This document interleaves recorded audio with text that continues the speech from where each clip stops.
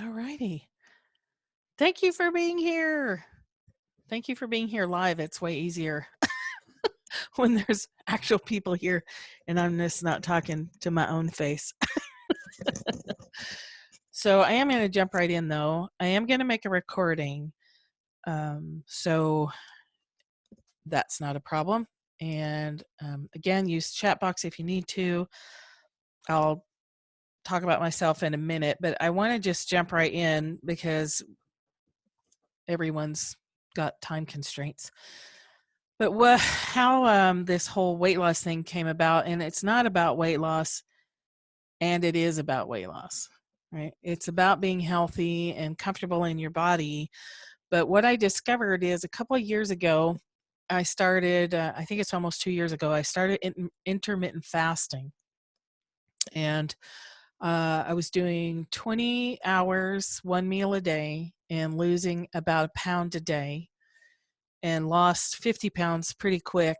And then noticed almost immediately, let's see, and I've maintained a 35-pound loss the whole time, gaining back 15. And as I was gaining back to 15, I recognized that all the emotional drivers that were tangled up with food, even though I thought I had a grip on that. When you start intermittent fasting, you start to realize how often you're thinking about food, how it's the first thing you think of when you wake up, and maybe not when you go to sleep, but it is like an enormous amount of headspace, thought energy being taken up around food.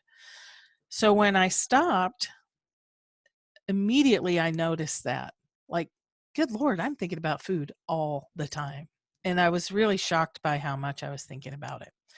And intermittent fasting was really easy for me because I was aware of the things going on, but they weren't driving my choices. I knew I could see what was happening and also be horrified by what was happening. I was like, "Oh my god, I'm like obsessed with food constantly." And I love to cook and I love food and all the things. But I noticed that as a many I didn't have as many emotional skills as I thought I had. Um, I recognized the further and further I got into the process how much fear was present in myselves, that I had not been aware of. And I hadn't been aware of it because I had been covering it with food this whole time, like forever. And the less I ate, the more fear I felt. And I was like, well, this is garbage. I don't, I'm not loving this at all. Um, but I really wanted to stay committed to it. I really was not happy in my body. I'm much more comfortable now. I'm not as comfortable as I know I can be. But there's a difference in losing weight to be as comfortable as you can versus the distortions we have around weight loss in our culture as somehow it's equated if you're a good person or a bad person. So when I recognized that was going on, and I recognized that for decades I'd been covering up fear, I'm not a fan of it.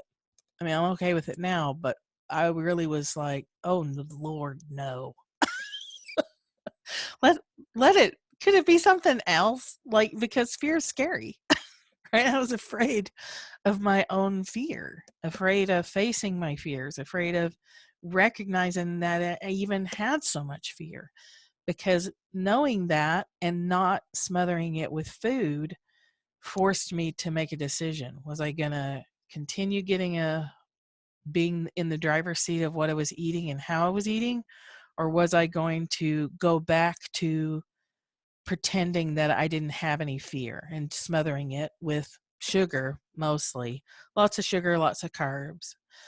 Um, and so I had to choose between sugar and facing my fear. And I had a theory, and I had heard said, I'd heard some wild tales told that if you faced your fear and learned to handle it without eating, that it would get easier.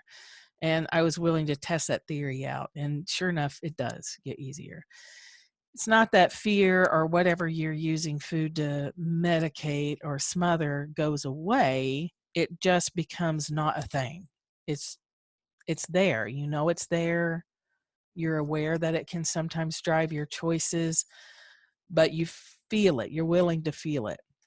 The problem I encountered and the reason I wanted to make this program is that I didn't know how to handle fear. I didn't know how to feel it. I could think about it and I could identify it. I think this agitation might be fear. I'm not sure. I haven't felt it in a long time, but I think this might be fear. Then I had to learn to let myself feel the fear, which when we feel fear physically, or when we feel any strong emotion physically, and we're not used to it, it feels terrible. And we think that it will go on forever. And we tell ourselves, I can't handle this. I can't handle this feeling. I'm going to drown in it. It's going to overwhelm me. I'm going to go crazy and run through the streets naked and sing show tunes. Like we just tell ourselves all kinds of crazy things. And that can be fear or anger or whatever, whichever feeling that you've been avoiding for your whole life, probably. So then I went back to my therapy background and I dragged out the emotion. It's called distress tolerance skills, basic skills that you can use to train yourself, acclimate yourself to this sensation of emotion running through your body. Because it doesn't matter what name we put on it, it agitates our nervous system, and then we want to avoid it. And fear feels a different kind of agitation, anger feels a different kind of agitation, but it's just agitation, and it's only agitating because it's unfamiliar to us. We're not familiar with it. We don't know what it is. And so when we don't know, we shut it down, right? And food's a real handy way to shut it down. Money problems is another way to shut stuff down. Relationship conflict, all those things shuts emotion down. At the heart of all addictions, and I don't think food is actually it doesn't fit the clinical description of an addiction, but it has addictive qualities and it has compulsive and it's obsessive qualities. So another thing that I was playing with is, what if I treated this like an addiction? What if I looked at it like the whole addictive process? Because there's components of it. There's brain cycles. So I was looking at that. We have a craving. We think we want to eat. We say, no, no, don't be a bad person and eat that food. That food is on the bad list this month, according to our Facebook feeds. So we push against that and we hold out and we hold out and we deny and deny, deny. And then we snap and we eat too much of whatever the forbidden food is, or money, you spend too much, whatever it is. And then we feel for a moment, we feel pretty good because now we can't hear our feelings. Now we're back in our familiar bad feeling zone and we feel comfortable and safe. And immediately on the heels of that is guilt and why did I do that? And I said I wasn't going to do that. And then you feel terrible and you go back into this, okay, I'm never eating sugar again, ever in a million years. I'm never doing it again. As soon as we say that, we have guaranteed that we will do it again. Because now we're back in denial, cycling through that addictive craving, release, build up, relapse kind of cycle. So I was looking at distress tolerance, like how the hell do I handle this fear? Then I was looking at which aspects of this have been proven to be treated by looking at it as an addiction, because your brain has chemicals that it produces. It gives you a dopamine burst. It hits the reward cycle in the brain. But then all the other stuff comes cascading back on it. And then so I started applying Forest Reiki every day intentionally for my body's adaptation to emotions. I was already using it, but I was like, how can I train my nervous system to tolerate, to accept, to feel okay with these sensations that happen when I think about fear, or when a fearful memory comes up? I found out when I applied that, I could get my thoughts to settle down and it would soothe my nervous system. It's actually happening in your nerves. It's why you feel like you're going to crawl out of your skin. It's why you feel like you can't tolerate it. because your body is saying, hey, this emotion is dangerous, so we better shut it down. Like, however you can shut it down, that's fine. I don't care. Shut it down. When we're using energy techniques, and Force Reiki in particular, because it gets us so deeply in the body, it's soothing. It reminds us that we're safe. It reminds us that this is just energy. It keeps us awake and conscious enough to hear the thoughts that are happening, to feel the response to the thoughts, and then stay conscious and objective enough to go, okay, wait a minute. There's some thoughts happening. There's some feelings happening. My body's not used to those feelings. So I'm going to freak out about it and tell myself some more thoughts until eventually I use the substance to shut this off. Is that making sense so far? So Force Reiki is extremely calming to the body. That's been the feedback all along, now that, that it's been out there for a couple of years or so. So I was applying that. And then I was applying what I was thinking of as radical honesty, like really being honest with myself. When I had a air quote relapse, I would tell myself the truth about it and start owning that I was going to engage in that behavior. At the time, it was a lot of ice cream. So I would go to the store, which is a long way, and I would buy too much ice cream. Then I would come back, and sometimes I would eat one, or sometimes I would eat two. And I was making myself stay awake through the whole process. Not in a, well, you're going to eat ice cream, then you're going to stay awake for it. And you're going to own that you're doing the stupid thing. And I can't believe it, and blah, blah, blah. But instead of coming at it from curiosity, I wonder what this is doing for me. I wonder how this is helping me. It's all behavior has a purpose. If we can figure out what the purpose is, then we can start to pick it apart. So asking those kinds of questions, observing myself eating something that made me not feel good. It would actually like kind of knock me into a coma, like a Thanksgiving coma, when you eat like 400 pounds of carbohydrates and you're just conked out. So watching that, similar to what I had done when I quit smoking, watching the behavior, asking what it was about, and then super compassionate, owning it, being honest about it, but being really compassionate about it, that was a tool that was working for me somehow. So radical honesty is a little too harsh. And so during the beta test of this weight loss program, I changed it to compassionate honesty, because the last thing we need is more harshness. We're already too harsh with ourselves. So there was that going on. And then I found human design about a little over a year ago. And then when I started digging into that, I was like, oh my gosh, there's all this energy dynamics. There's all these ways that I pick up and carry other people's stuff. And then my type is a projector. And then I was looking at profile lines, how I get through life. And I was looking at all the places where judgment had come from the culture, from myself, at early ages. So then we grow up, and our nervous system isn't keeping up with our emotions. So in a sense, we're frozen in time.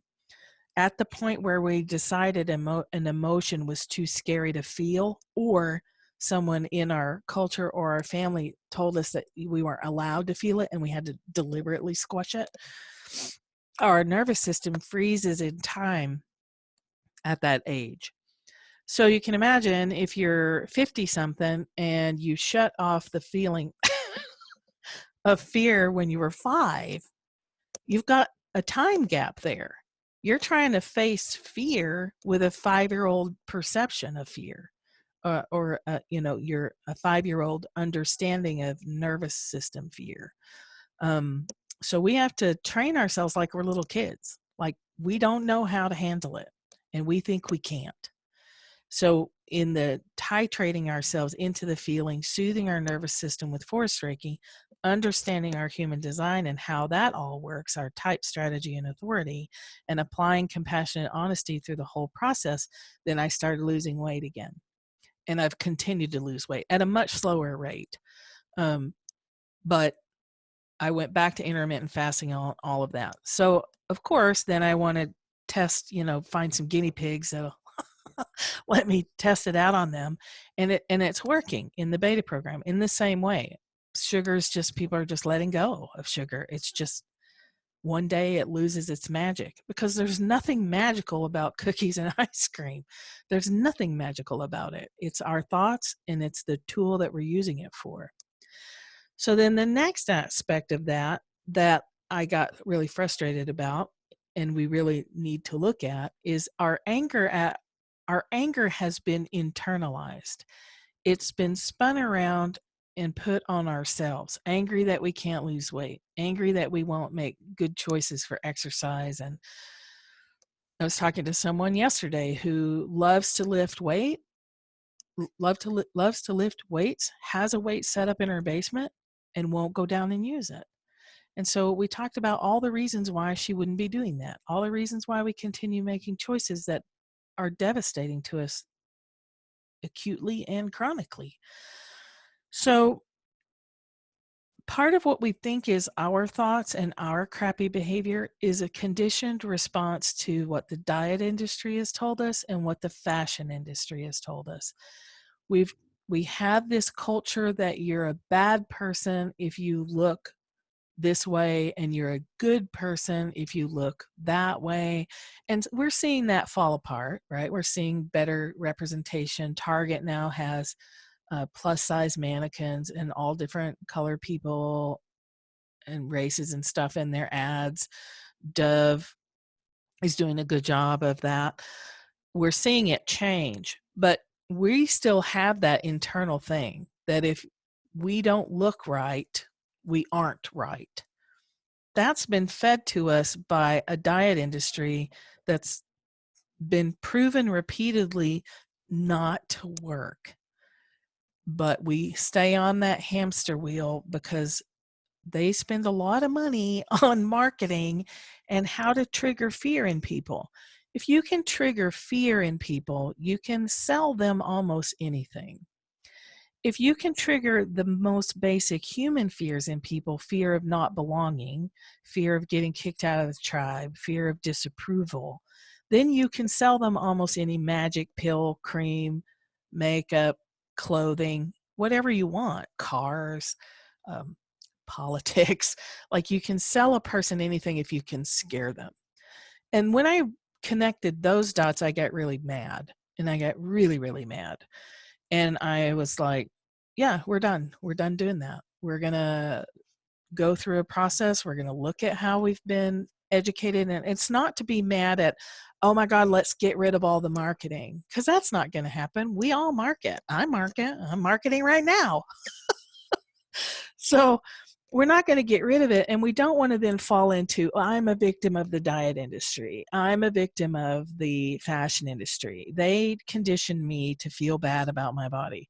Yes, okay, yeah, true. And we have to take responsibility for that and make different choices. So you're not responsible for how you've been conditioned.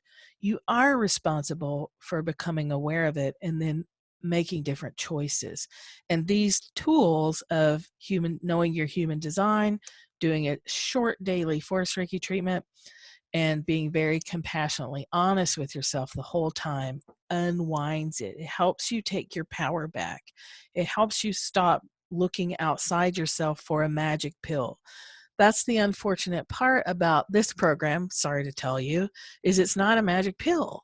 It won't make you lose weight. I can't say that at the end of it you'll be 10 pounds lighter or whatever, because you might not. I don't know. It's a very personal process, and you have to actually do the things.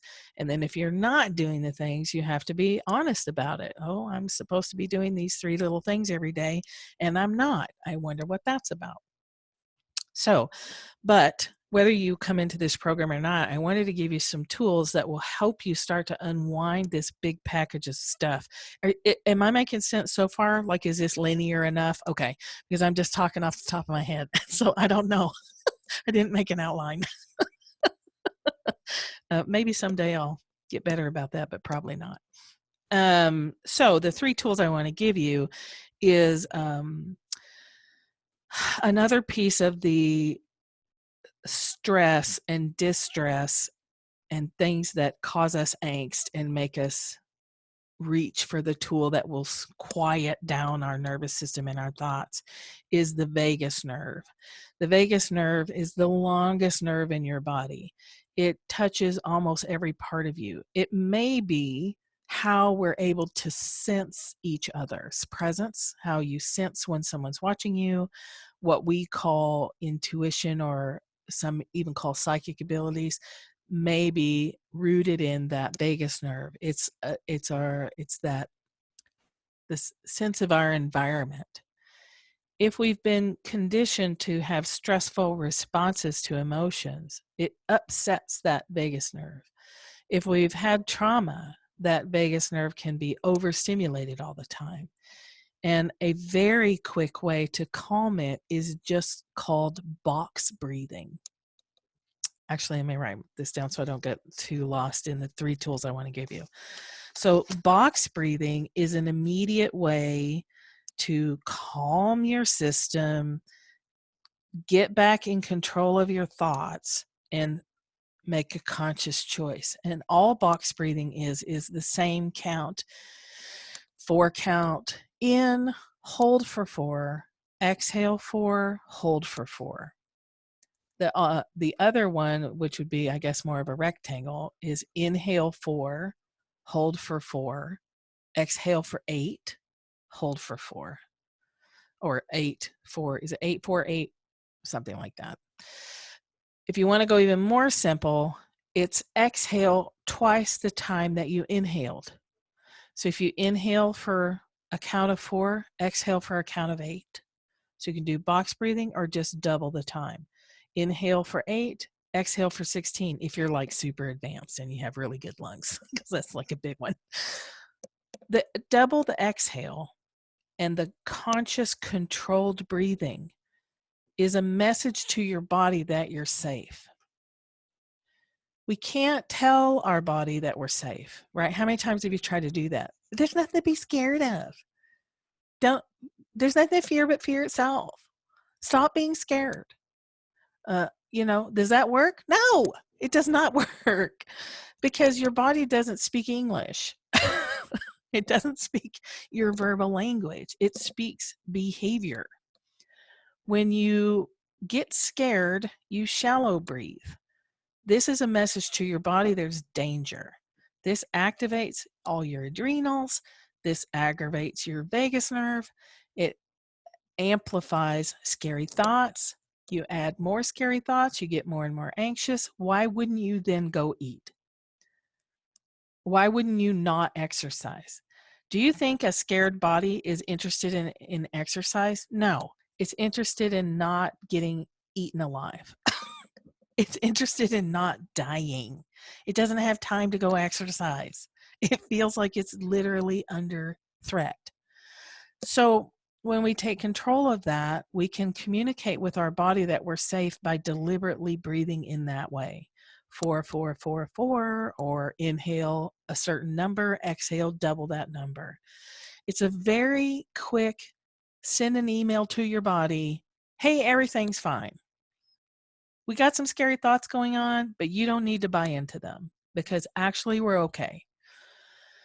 Another way to do that is to rock your hips. When we're fearful, our body locks our hips so that we can run faster. I might have the exact detail of the running faster. Maybe it's running more strong. There's something about running where our body will lock our hips up. So if you're shallow breathing, you're sending a message to your body that the saber-toothed tiger is coming to get you. Then your hips lock up. This can contribute to chronic back pain, tight hamstrings, a very stressed out body. So all day long, you're telling your body there is actually something to be scared of, and you should be scared all the time. So you can see how that drives addictive, compulsive, obsessive behavior. You're doing your best to modulate that system that's happening. So super easy tool. You catch yourself doing that. You catch your ears up, up above your head. I mean, your shoulders like up above your ears, then you can start the breathing. A direct message to your body, it's okay, you're okay. You don't have to eat because you're not in danger. And this feeling won't kill us. It won't. Jill Bolte Taylor's book, My Stroke of Genius, talks a lot about her experience with having a stroke, and she discovered for herself that no emotion lasts longer than 90 seconds. You'll hear different time frames. But if you think back to if you've ever been around a toddler, their emotions really don't last very long if we don't interfere with them. If we don't interfere with our emotions, they don't last very long.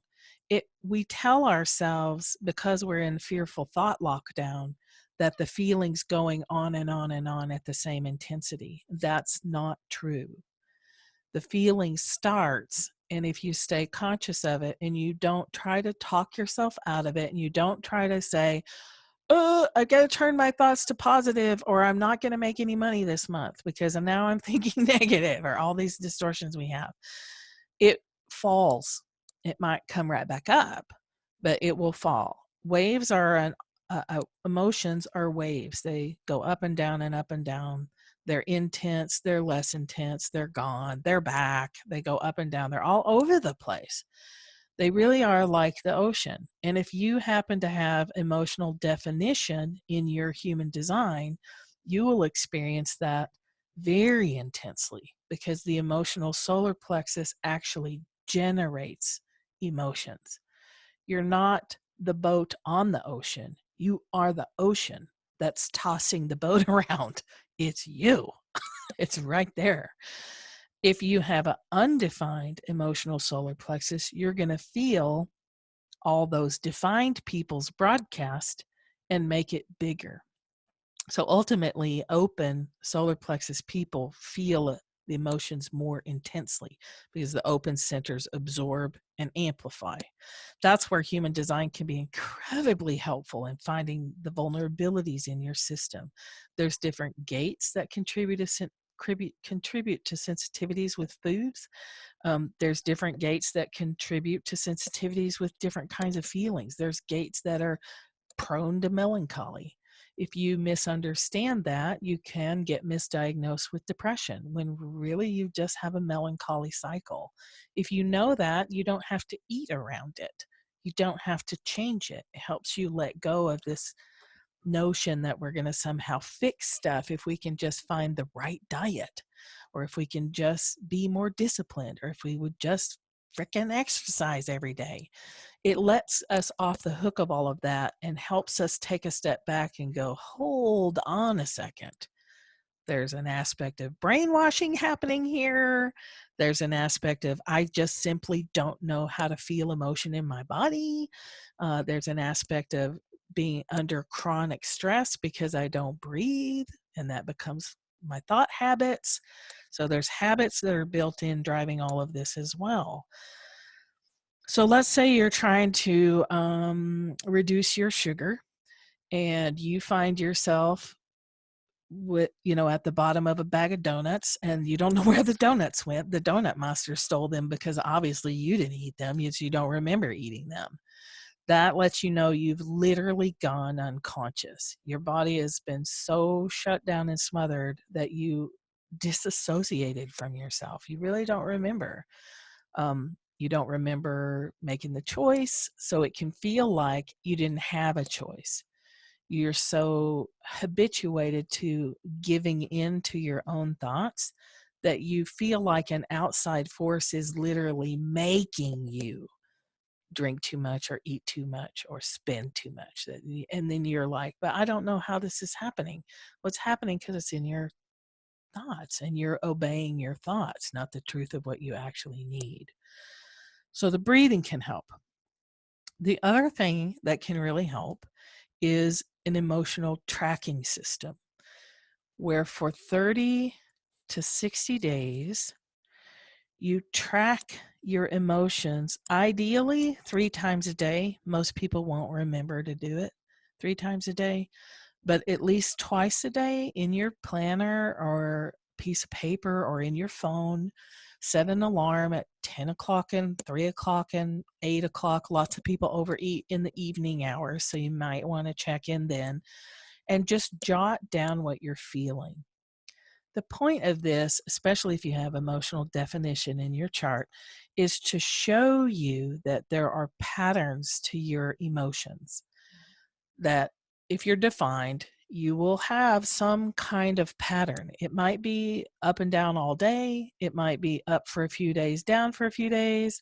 It might be up for a long time and then a big crash down, bottoming out, like the rug's been pulled out from under you. And then you get through that and you start up, inching upward again. For emotionally undefined people, it can help you catch and start asking the question, is this mine? Or do I happen to live with someone who's emotionally defined? Or do I have a lot of open space in my chart? Am I picking up on the stress of my neighborhood or the country or the whole world? When you ask if it's yours, then you can start to see that you have a habit of picking up other people's energy and not knowing it, not acknowledging it. When we train ourselves to acknowledge it, then again, we are conscious. The whole point, the underlying everything, is to stay conscious so that to not fall asleep and fall in the donut bag, to not fall asleep and forget to exercise. I forgot to exercise for a whole week last week. I was like, are you serious? And it's because I didn't track it. I didn't open my planner for a week, so I didn't have the visual prompt of check, task for the day. Oh, got to take a walk. Let me run, do that, come back. I didn't open the planner, so I didn't take the walk, and I forgot about it. That's where compassionate honesty comes in. You're like, oh, how did I forget? Well, I didn't open my planner. Okay, then it needs to be on the mirror somewhere or a post-it note somewhere or a cell phone alarm. Hey, dummy, open your planner. So you know what you're doing for the day. So that you remember that you're doing some things, staying conscious. Tracking your emotions will also help you see that you really aren't sad for a whole 2 weeks. The clinical definition of depression is pretty tightly structured, and a lot of people think they're depressed when they're actually not. But depression feels like it's a constant thing. And if it is, then you need to go get some help for that. But typically what happens is we only remember the negative because we're trying to resolve it. So our brain doesn't need to remember the positive stuff. That's already okay. Our brain focuses on the negative pieces. So when you do an emotional tracking system, you get to see, well, actually on Tuesday, I had a pretty good day. Or I woke up depressed, but I remember that Wednesday afternoon, I went out with friends and I felt good. I felt really very good. So you can see that it's not a constant, you're always feeling bad. You're always depressed. So you probably need a pizza.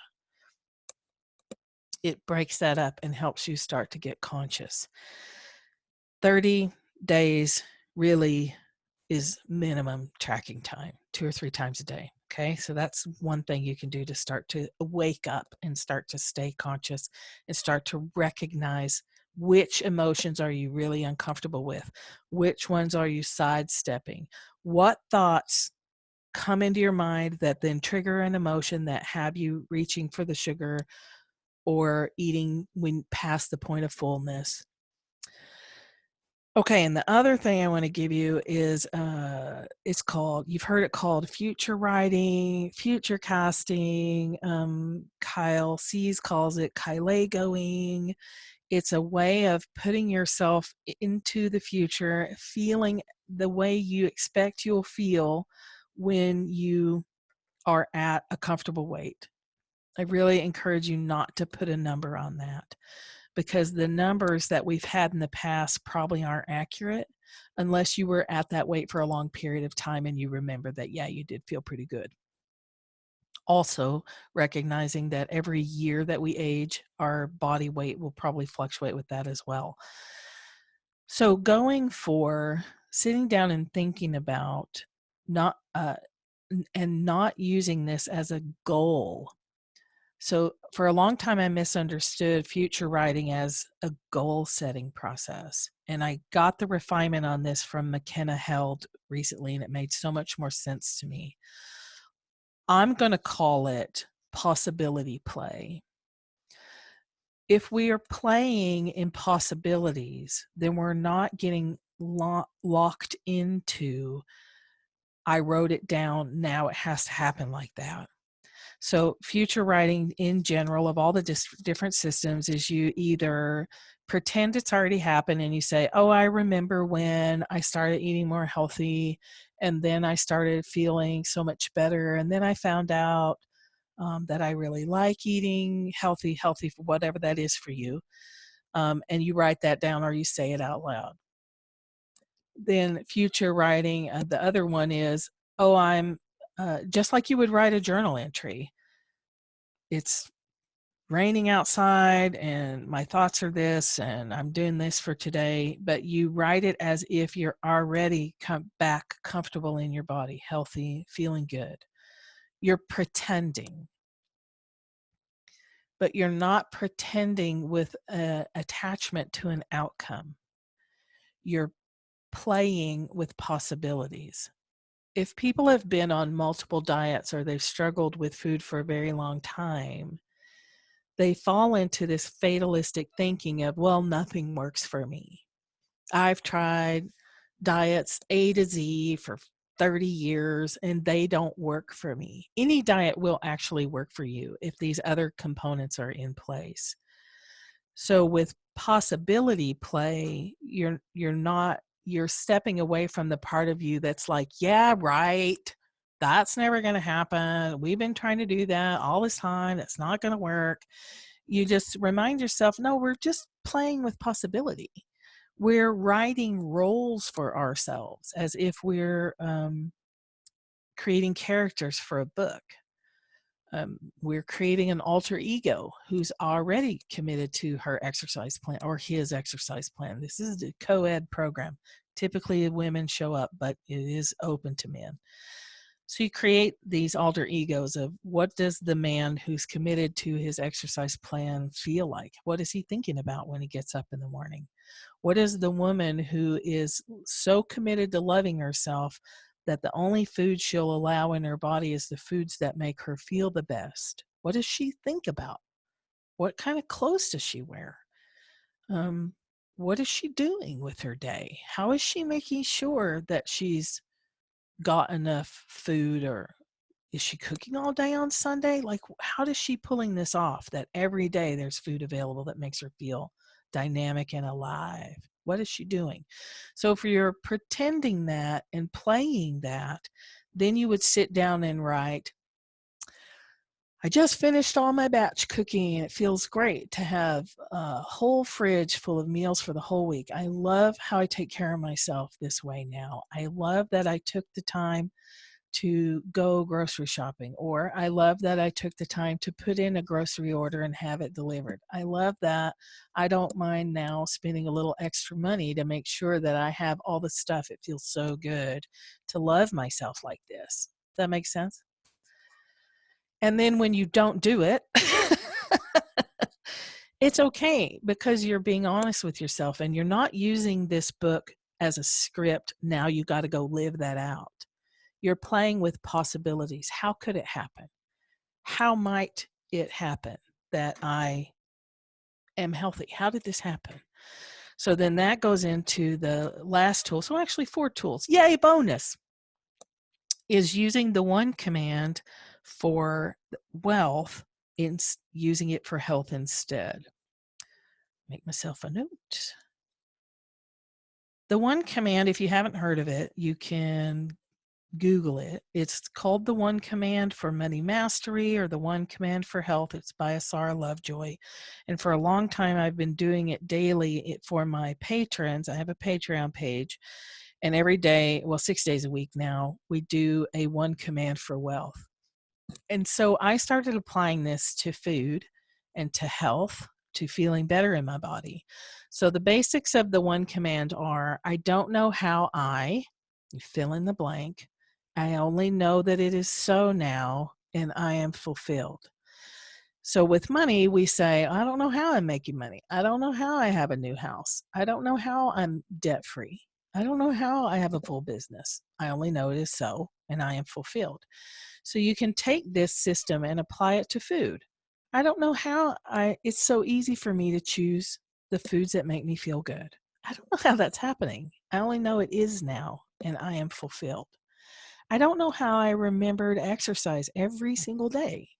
I only know it is so now, and I am fulfilled. I don't know how I don't know how I love broccoli. I only know that I do now, and I am fulfilled. And maybe it comes true, maybe it doesn't. Maybe you forever still don't like broccoli. I'm not a fan of broccoli. But you're playing with possibilities, even that. I don't know how it happened. I don't know. I actually don't know why intermittent fasting was so easy for me. It was super easy for me. I committed to it, and it was like not a problem. Not that it was it wasn't easy in that it was never uncomfortable, because then I started finding out all the crap that was underneath all the food, right? So that wasn't super fun. But it was easy to just only eat one meal a day, or only eat in short. And I'm not telling you to go intermittent fast, but whatever works for you. It's supposed to be easy. It's supposed to be something that you enjoy, taking care of yourself. It shouldn't feel like, now I have to go take a walk, and I hate exercising, and sweating is the worst, and there's bears and all the stuff. It's not supposed to be hard like that. When you hear it being hard, when you feel it being a struggle, know that that's that piece of the addictive component, that your brain will do everything it can to get you to engage in the old behavior, because the old behavior works really, really well. When every time you don't engage in the old behavior, you poke in a hole in that rigid system, and you introduce a possibility. It's possible that I could hold ice cream and not eat it. That's actually possible. At the moment you say it, it might be improbable, but it is possible. We get locked down in it. It's got to be this way. It has to be like that. And all of these techniques poke holes in that. Like, it actually doesn't. It doesn't have to look like that. It doesn't have to be hard. So you can one command every time you get tense. I don't know how I remember to deep breathe and train myself in a feeling of safety. I only know that I do now, and I am fulfilled. I don't know how I'm eating less sugar. Don't do the old diet thing where you're like, go through the house and you throw everything out, and you do all that thing, that old diety crap. None of that works. And be mad at those industries, not yourself. Put the anger where it belongs. Shift it back outward and notice that they taught you that, and take your power back from it.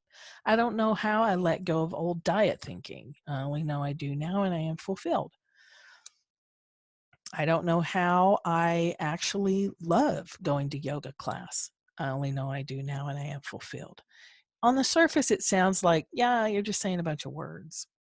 And the other piece of this that I actually left out is, before you start your one commanding, is to center and ground yourself and roll your eyes up. You can Google Tibetan eye roll.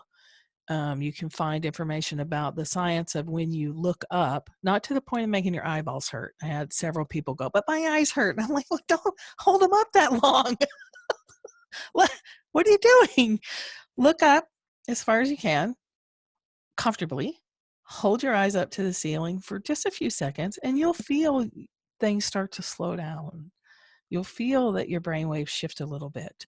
And if you do that and then do your one commanding, it's more effective. But you can one command while you are reaching for the bag of Cheetos. You can do it right then. I don't know how I put this bag down. I only know that I do now, and I am fulfilled. Or I don't know how I stop eating right before I'm full. I only know I do now, and I am fulfilled. It's working on a very subconscious level to show you there's alternatives. And it gives your mind a break from trying to find the answer, trying to figure out the diet, trying to find the magic pill. If I just had this then, if I could just then this, it breaks that cycle. You're trying to pattern interrupt.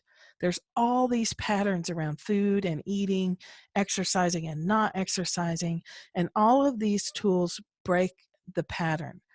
Every time we break a pattern, we're breaking an ingrained habit. Every single time you don't follow through with the craving, you break that pattern. You break it often enough, it goes away. This is simple behavior modification. There's energy components to it, and there's just basic behavior modification. Patterns, habits create patterns. Thought habits create emotions, which create habits, which create patterns. So this is very heavily science. You break a pattern long enough, the pattern stops. If you think about a little kid again, because we're basically all functioning as toddlers in this area, if the kid's always screaming for food at the checkout line, which is deliberately designed to ruin mothers and fathers' lives, you get to the checkout line, your kid's screaming for all the pretty glittery candy stuff there, and you decide, I'm not doing that anymore. Your kid is going to melt down every single time you go to the checkout line, and you're just going to have to outlast him or her. And you go do it often enough. Preferably you're giving them something else, like bringing a toy that you pull out of your purse that they don't always get. You're providing an alternative, but eventually they won't even notice the checkout line anymore.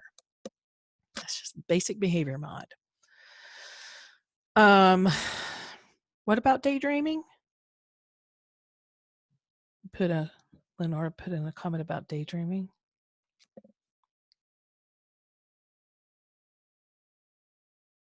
There's an app too called, I think it's called Daylio, Daylio.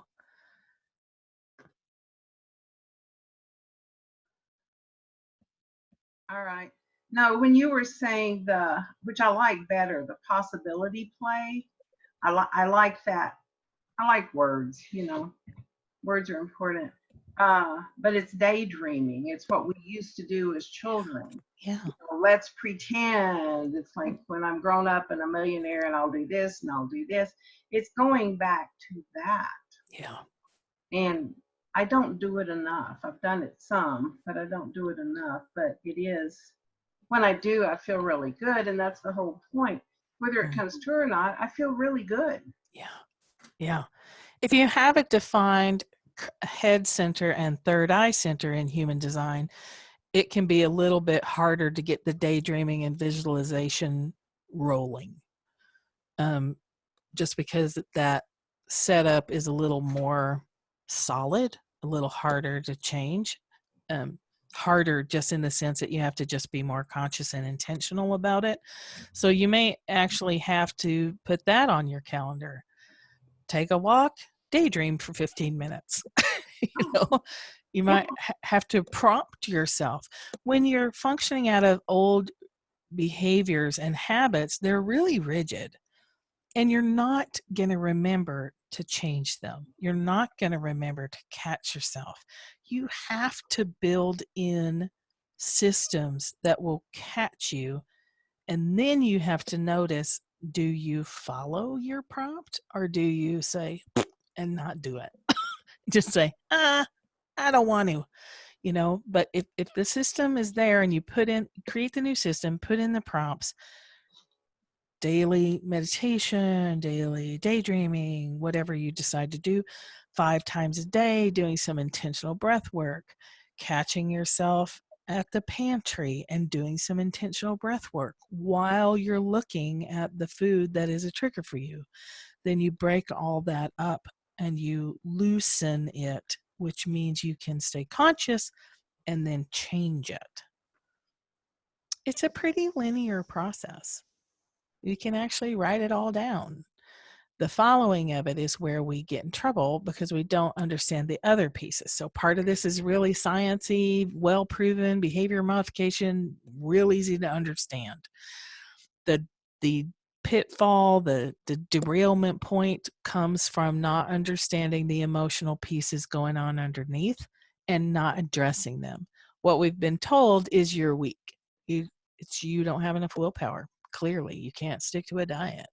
You don't care about yourself. You're self-sabotaging. You must hate yourself or whatever. All these negative things that have left us in a place where we don't even want to think about changing our food anymore, because now it's associated with so much pain that we don't even want to go there because we don't really want to feel like crap. The diet industry wants us to feel like crap. The gym membership people would love for us to feel bad so we can keep buying memberships in January that we never use. So I have a comment that the possibility likes the possibility play piece and keeping an emotional journal. Yeah, you can use your phone timer, you can use the note feature, you can use the one command. So breathing, box breathing, or breathe in for a count and breathe out double the count. Emotional tracking, and then future writing, possibility play. Let's just call it possibility play. Future writing messes people up because then they feel like they have to go do it, like they're goal setting. Like, oh, this is what I'm going to do. No, this is what it's possible that you could do. It's possible that you could be like that. It's possible that you could develop a habit of always buying the foods that make you feel best. It's possible that you can get so comfortable with emotions, fear or otherwise, that you just sit down and let yourself explore it when it arises. That's possible. And possibility play helps that. And then rolling your eyes up for a few seconds and doing a few one commands. I don't know how I break these patterns. I only know that I do now and I am fulfilled. I don't know how I let go of whatever. I only know I do now. That's the basic structure. I don't know how I fill in the blank. I only know that it is so now, or I only know that I am now, whichever one fits best, and I am fulfilled.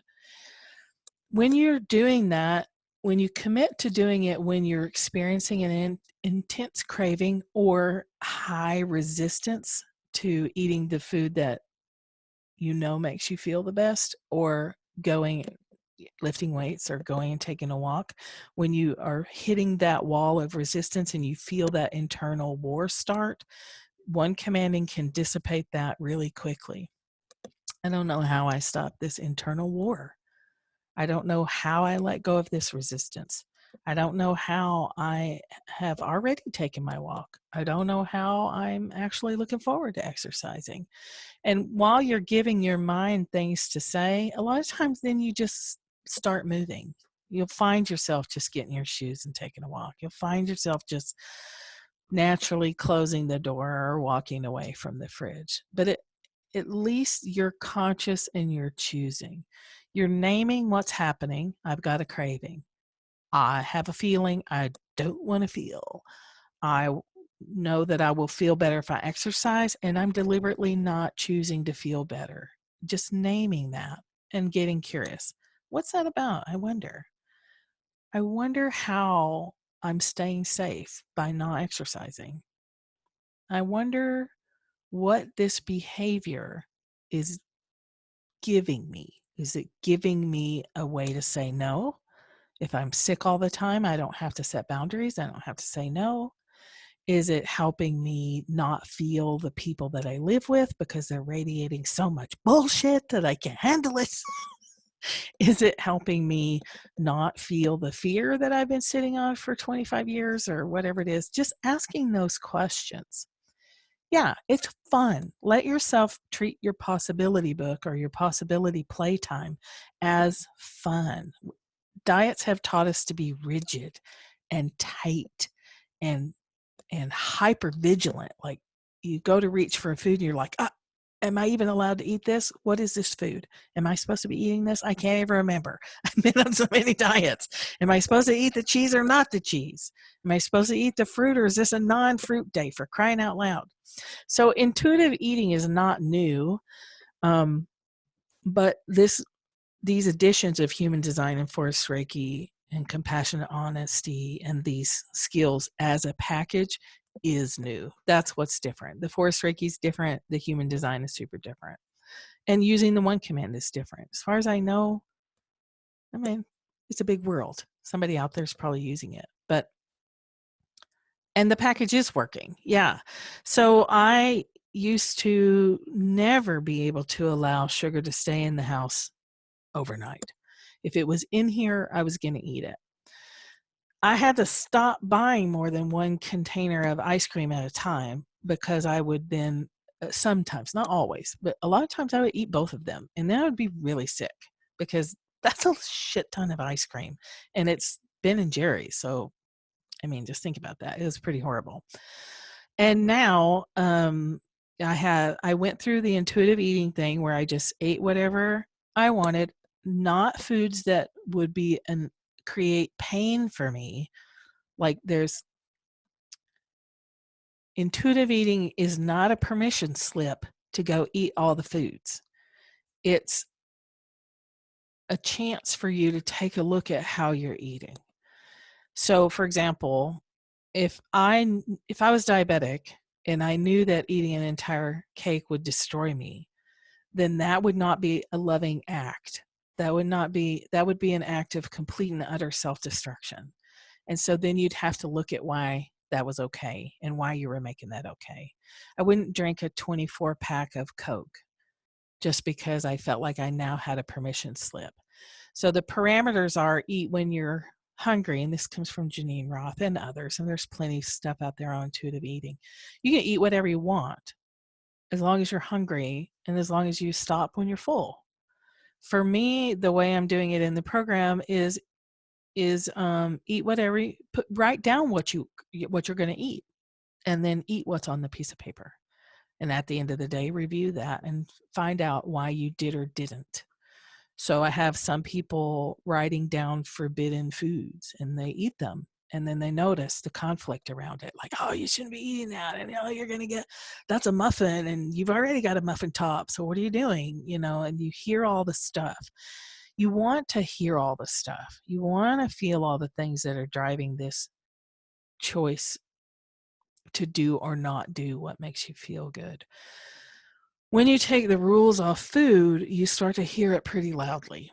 And you really start to see how you've been tricked, how you've been bamboozled by the food people. And then you can be mad about that. That's okay. Be really mad about it if you want to. Anger is fuel sometimes. But then don't let yourself stay in the victim thing. Go, that's a thing that's out there. That's a marketing technique. Good for them. They're making $1 billion. And also, I'm not willing to play that game anymore. So for me, my first experiment with this was with intermittent fasting, and I ate whatever I wanted in my window. I had a 2-hour window, and I ate literally whatever I wanted. And I ate cheese quesadillas for weeks and weeks. Don't know why, never liked them before, don't like them now. Whatever reason, but I did it. And I felt the consequences of it. And I noticed how strange it was.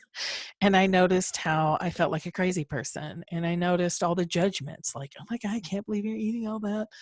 And it was an enormous amount of food. And then from there, it went to Oreo cookies. And I was just eating nothing but Oreo cookies in my window, like a whole package. And it was interesting because I wasn't getting sick from it. It wasn't like making me nauseous. It didn't make me, usually 5 or 6 Oreo cookies and I was ready to vomit. But in this process, and again, this was my process, so I'm not telling you to go eat a big bag of Oreo cookies, but for some reason it wasn't making me sick. I didn't have any side effects from it. And then it dropped off. And now I have Oreos in, and I never liked Oreo cookies before either.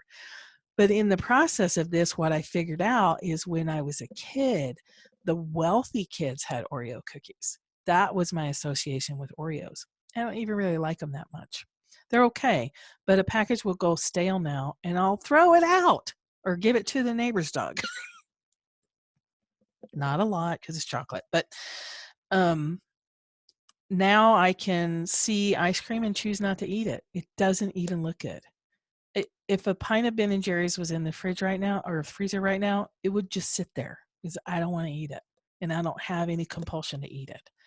And that went away, not from forcing myself, not from white knuckling against the ice cream and telling myself no, no, no, and following some rigid plan. It just disappeared. If you go back to what I said earlier, that all behavior has a reason, all of it has a reason. If you figure out that need, if you figure out what's driving that behavior, there's still an unmet need. Not eating the ice cream doesn't address the need. Refusing to exercise does not address the need. If you learn what the need is, there's always more than one way to meet a need. When you meet the need, you no longer have a need for a distorted behavior around food and exercise and health. You just don't need it anymore because you're meeting that need in another way. My need was to not feel fear. My need about the cookies was wanting to have what the wealthy kids had.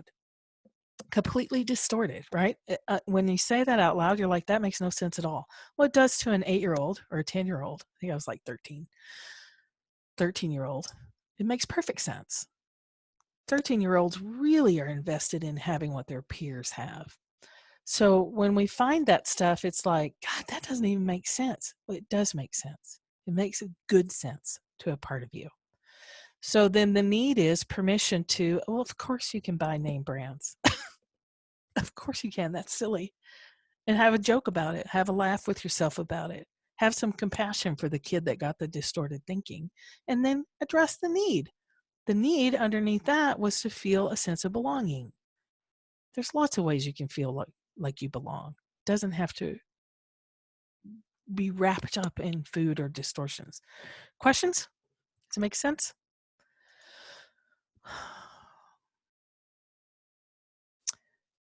And of course, no program can offer you a guarantee of success, but what I can guarantee you is that you'll know why. If you do it, if you really do it every single day, it won't take long before you really know why things are the way they are, or you'll be hot on the trail of figuring out why. What questions do you have? Yes, I'll get an update from Lenora, who's been in the program. Had a couple of delayed classes, so there's been 3 classes. I've been going for 6 weeks, I think. It's an 8-week program. But yeah, what's up?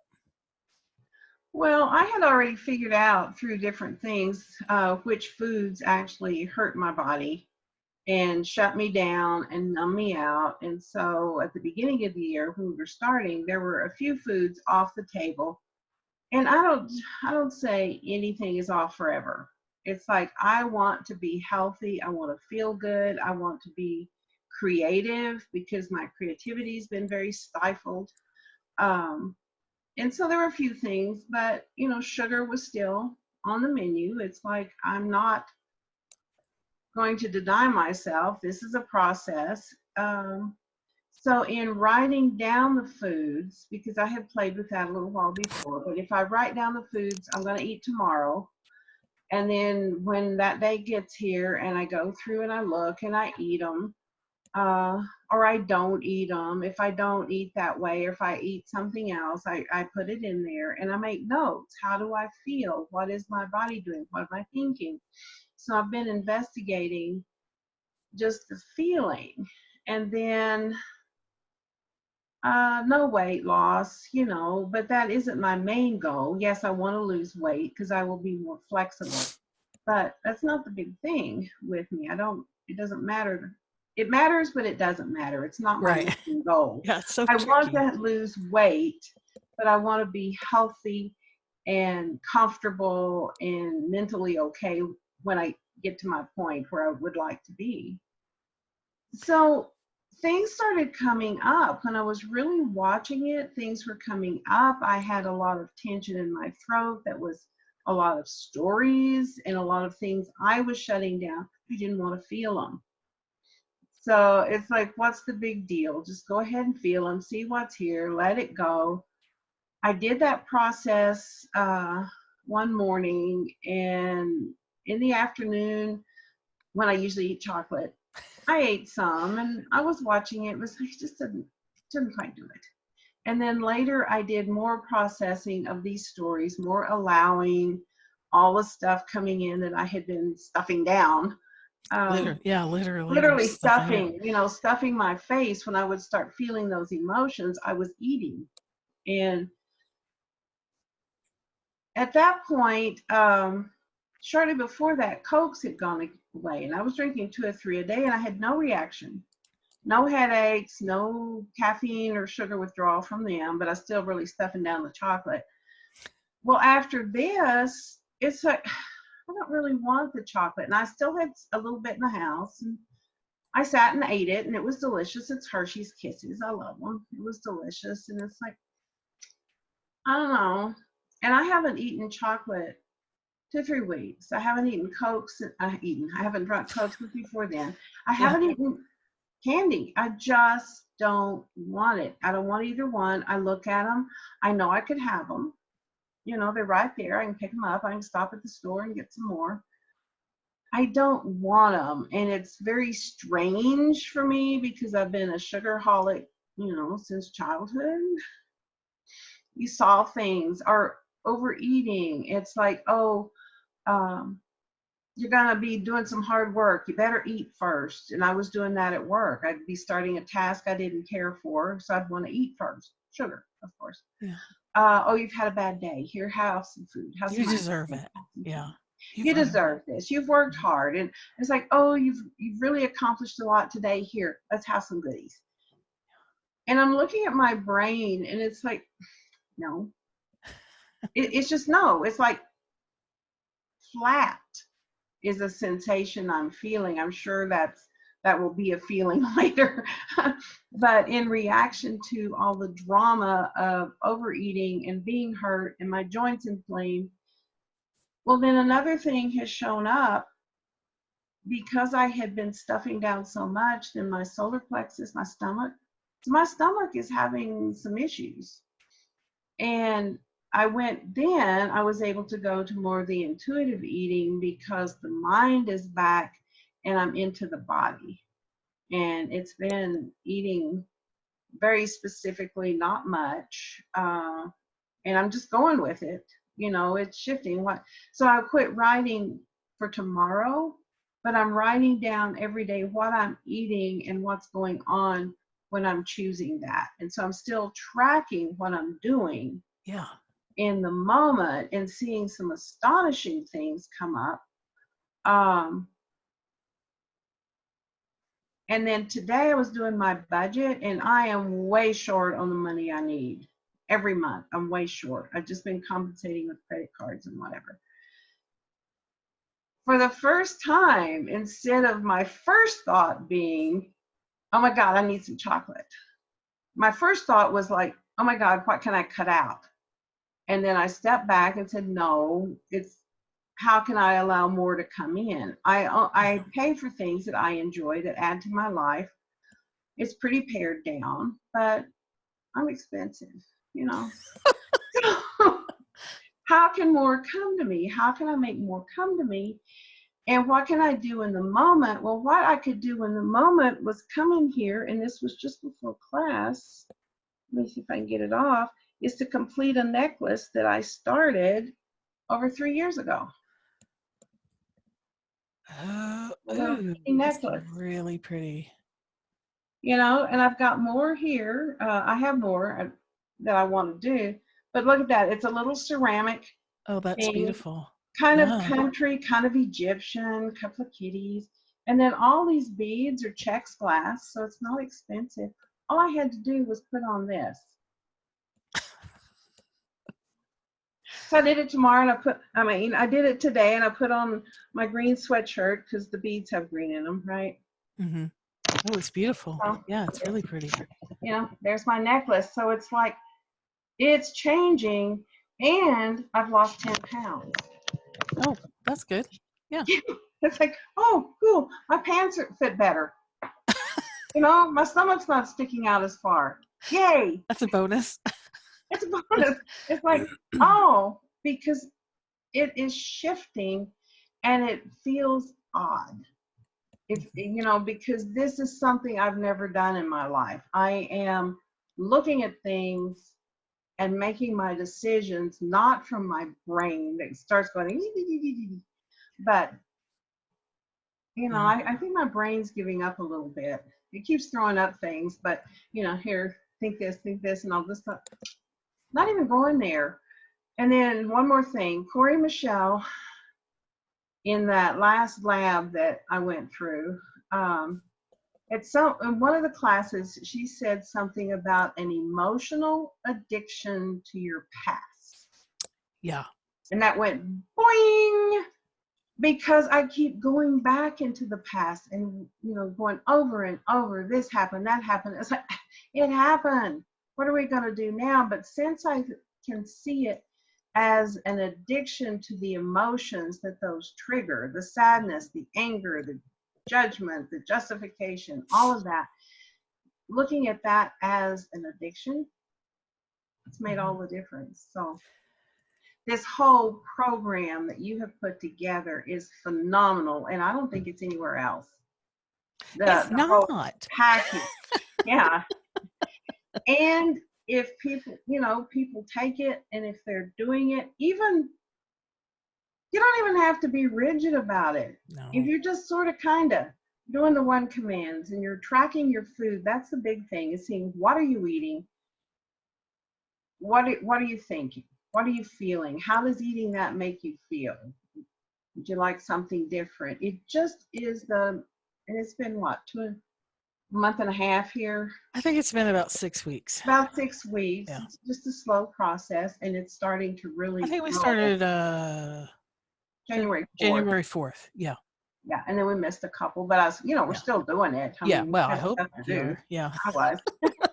I hope y'all are still doing it.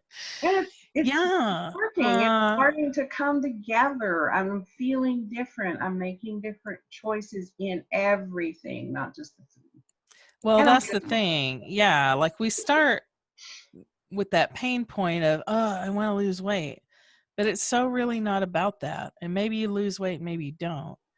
But you stop all these destructive patterns and you wake up and teach yourself to stay conscious. I have a couple of podcasts. Sovereign Storytellers is my podcast. And there's some early episodes about how emotional addictions work. I think it's episode 7, talks about the brain chemistry in emotional addictions. And I know there's more than one, but that I've talked about that. So it is helpful to understand that your brain gets addicted to a certain chemical mix. And in the breaking the addiction or the habit, however you want to frame it, there are tools that you can use. And if you use them, they do work. And if you don't use them, that's good information, which is really key. And it's ending this, well, I'm going to do this diet until I see a certain number, and then I'm going to go right back to the destructive pattern I had before, and then I'm going to blame the diet. Well, that stupid diet didn't work. When really it's just we didn't deal with the foundation of the issue. So, and what I love a lot about human design is its entire focus is on letting the body take the lead and teaching you how to let your body make decisions. There's 7 different ways that we do that. And when you start to develop some skill, this is just skill building. It's learning some skills, using some skills, using them as a way to expose your unconscious behaviors and your thoughts. And then choosing to either continue those patterns or with honesty, or to do something different. On the surface, it's fairly simple. Any other questions, or does somebody want to talk about their specifics?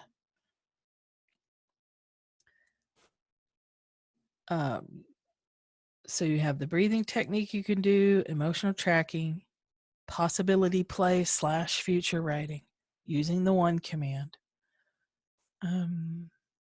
Somebody want to talk about their thing, their particular food tangle? You certainly don't have to, and this is being recorded and it will be used publicly, so maybe you don't want to talk about it. Let's see. So let me tell you, so we're at the end if we're not going to do any coaching. So I'm going to tell you about the program that's starting. So if that's not of interest to you, you can go ahead and hang up now and use the tools, the free tools that I gave you. But the specific program starts March 7th, which is a Saturday. It's 1 to 3 p.m. Eastern, U.S. Eastern. You get your, if you haven't already had a Human Design Foundations reading session with me, you'll get a recording where I'll go through your basics. I'll send that to you. You will get level 1 Forest Reiki training, which is a $300 value for free because you've got to use it. So I had to give it to you. And so you'll learn how to do that. And then we run for 8 weeks. We'll do 3 weeks on with a week off. And I'll have to nail down the exact how that all plays out. But you'll get a workbook. You're going to get skills training in how to do these things. I'm going to walk you through the workbook. Then we meet weekly for learning a new skill, talking about how it's going, doing the coaching on the emotion stuff. If you get stuck, if you're stuck in the, well, I just had to do it, we'll pick that apart and we'll explore thoughts. There's thought tools in there. I tend to use Byron Katie structure. My therapy background was rational emotive behavioral therapy and cognitive therapy and things like that. Then I also refer a lot to Brooke Castillo's self-coaching model. There's all kinds of opportunities because here's what we know, right? We don't like rules. And when people tell us what to do, we pretty much will not do it just because somebody said to do it. So I'll give you tools and you pick the option. Like this tool, these 5 tools at the heart resolve the same issue. We'll get to the same target. But your choice point is you get to pick which tool you use. Maybe you use one for a week, maybe you use a different one a day, but you get to be in control of that because the last thing we want to do is trigger that headbutting war, rebel just for the sake of rebellion. Just because you're not going to tell me what to do. You ain't my mama. We want to undercut that from the very beginning. So options. And that course is $497 right now, and there's not a payment plan for it. It's a single pay. I don't think there's a payment plan set up. And the reason I'm not going to do a payment plan on that is because I just don't, this is a tricky subject, and it's going to require a different level of investment, and you'll get a lot out of it. But if you're not ready to go ahead and make that financial commitment, you probably are not available energetically to really get the most out of this class. All the sessions are recorded. I haven't decided yet what I'm going to do with the group, if I'm going to create an after group for a year or if I'm going to close that group and start a new one. Those details aren't hammered out yet. So bottom line is, if you do the tools, you're going to get more comfortable in your body, whether or not that means you lose weight. And you will find out what you're actually doing with behavior that feels out of your control. And you'll know why. Even if you don't do the tools, if you come into the group and you misunderstand or distort them with your thinking and you don't feel like you're making progress, you still will know why at some point. I had a professor who used to say that therapy was like spitting in people's soup. Like, you might still try to eat that soup, but your bubble's been busted and you know that there's a different truth available. And so it can never be as fun as it once was. Like Lenora said, chocolate's just not doing it anymore. and it's not, because it's lost its power, the power that it never had in the first place, the power that we bestow upon certain foods. When you take control and you meet the need underneath it, then you aren't bestowing a false power onto an object, a piece of chocolate. A piece of chocolate is just a piece of chocolate. There's nothing to it, literally nothing to it. It's no different than a Brussels sprout. It's not magical. It's what we tell ourselves about those foods that demonize or deify them, and we get to take control of that. What questions do you have? And just side note, how you do one thing is how you do everything. So as you address your weight loss stuff, your money will change, your relationships will change, how you move through life will change, because these skills generalize across the board. How you talk to yourself will radically change. Okay, any questions, concerns? I guess I should give you the link, right? If you want to sign up, you can sign up at this link I'm typing into the chat box right now. And you can sign up right up to the day we start, but keep in mind that you will have to watch the Forest Reiki Level 1 class, and that class recording is right at 3 hours. And then I'll give you the attunement process separate so that you can keep reinforcing it. When you take an energy training class, you get an attunement at the class.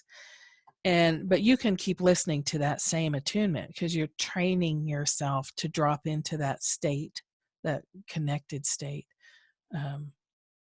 So you can listen to that over and over. So I re-recorded it separately so that you can just listen to that one piece after you've done the first class. If you want, you can get your Forest Reiki Level 1 certification. And then at the time of purchase, you can add on the Forest Level Reiki 2 if you want to then work on other people. And you can add on a clarity session at a discount.